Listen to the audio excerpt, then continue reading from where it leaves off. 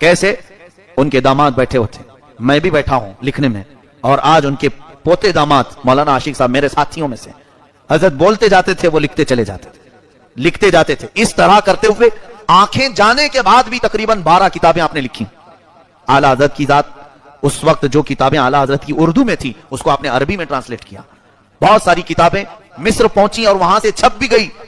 और आपको यह भी मैं बताऊं कि मिस्र जब तशरीफ लाए थे तो वहां पर आपका जलाल और जमाल देखने के काबिल था। उलमाए मिस्र जो जामिया अजहर के असातिज़ा हैं वो जल्दी किसी को भाव नहीं देते, दुनिया के बड़े इल्म वाले समझे जाते हैं। जामिया अजहर में पढ़ा रहे हैं, वो बहुत ऊंचे लोग होते हैं, वो जल्दी किसी को मिलने नहीं आते।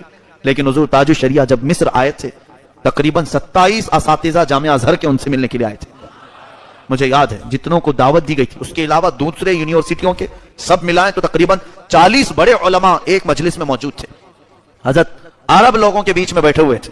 और वहां कैसा होता है, जिम्मेदारी की बात होती है, बात करेगा, और वो भी एक अजमी आदमी अरब में बात करेगा, अरबी लोगों के दरमियान। हम डरे से, हमें हमारी जुबान नहीं खुलती थी उन लोगों के सामने, और हजरत फसीह अरबी में आधा घंटा तक उनके सामने बयान करते रहे। 40 साल पहले पढ़ी हुई अरबी मिस्र की उस वक्त तक उनके जहन में, जब बोलते गए वो असातिज़ा जो जामिया अजहर के, वो अश करते रहे। उसके बाद मिस्र का एक तरीका है, अब जैसे यहां कैसे कोई भी आए बयान करे और चला जाए, वहां मिस्र में ऐसा नहीं होता। बयान करने के बाद मुकर्रिर को बैठाते हैं, बैठो, जो जो बयान किए ना उसमें कुछ सवालात हैं, हम सवाल करेंगे, आप जवाब दो। वहां का कानून ऐसे ही है, तरीका है, कोई भी बोल के भाग नहीं सकता। यहां तो कुछ भी बोलो और चलो जाओ, लोग सब सुनने को तैयार हैं। वहां ऐसा नहीं होता, मुकर्रिर को बिठाते हैं, बयान खत्म होने के बाद उसे 15 मिनट या आधा घंटा देना पड़ता है।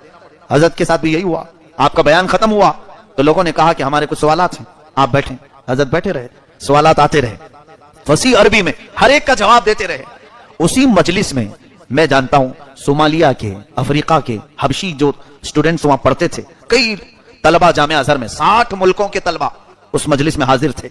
इंडोनेशिया के, मलेशिया के, यूक्रेन के, इंग्लैंड के, बहुत सारी जगहों के जो स्टूडेंट बैठे थे, सबों ने हजरत के हाथ पर बैत की। उस वक्त उस मजलिस के बाद वहां पर बैत ली और हजरत से कहा कि आप अपनी सनद हदीस की इजाजत हमें अता करें।